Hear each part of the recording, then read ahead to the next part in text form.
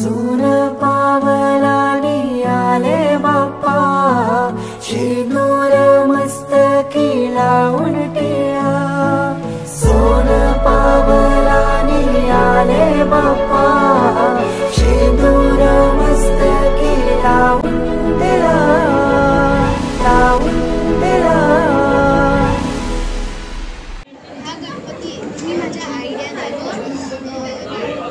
जशा प्रकारे बाबांनी मला बनवून दाखवलं त्या प्रकारे बनवला. पण हा जरा छोटा बनला आहे.